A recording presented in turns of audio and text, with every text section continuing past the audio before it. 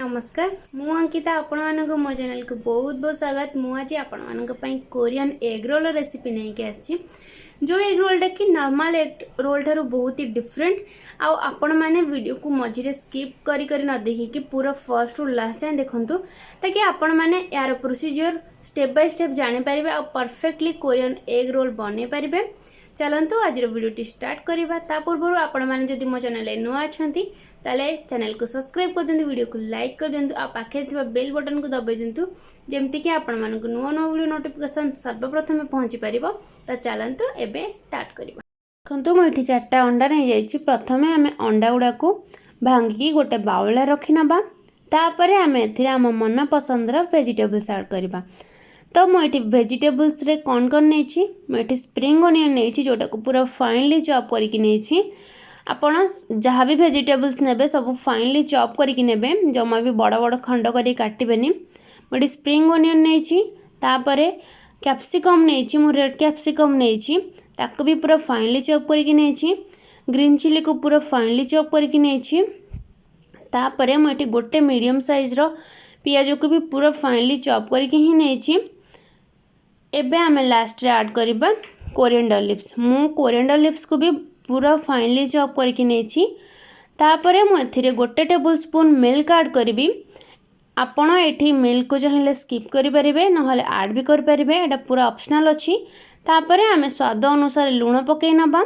एठी मु गोटे tablespoon black pepper add करथिली बट क्लिपटा डिलीट हो जाइछि। तो एटा को भलो भाबरे मिक्स करि नबा। तापरे मु गोटे पैन नै कि सेथिरे भलो भाबरे तेल ग्रीस कर नेली। एबे हमें गोटे चम्मच एग मिक्सचर को नहीं जीवा आ ताको पैन ने इवनली स्प्रेड करबा। पूरा पतला पतला करके स्प्रेड करिवे। मो पतला पतला कोन पई कहूची आपण आगु को वीडियो देखंतु निजे ही जान परिबे। देखंतु मु ताको इवनली स्प्रेड करि नै छी आ किछि सेकंड पर्यंत कुक करछि, ना कि पूरा फुल कुक करिछि।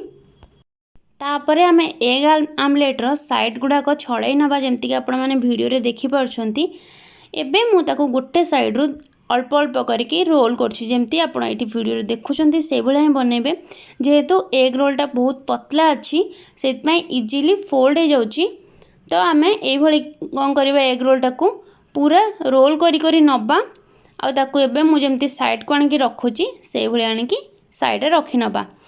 नेक्स्ट कोन करबा पुणी थरे आमे एग मिक्सचर को नेई की दे दबा आ ताको इवनली चारियाड को स्प्रेड करबा। एटी आपण पूरा पतला पतला करके ही देबे, जमा भी मोटा करके देबेनी नहले एटा फाटी जिवो साइड रो।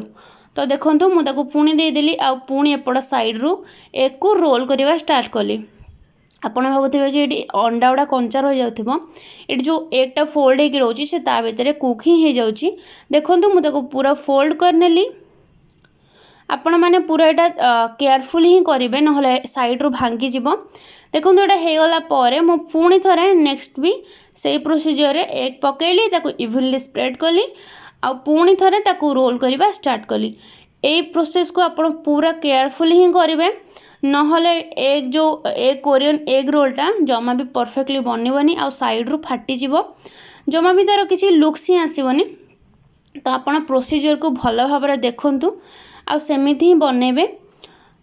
देखंतु एबे मोर लास्ट को जति कि एग मिक्सचर बळी जाईची मु ताको देई दोछि आ ताको एबे इवनली स्प्रेड करि नोछि।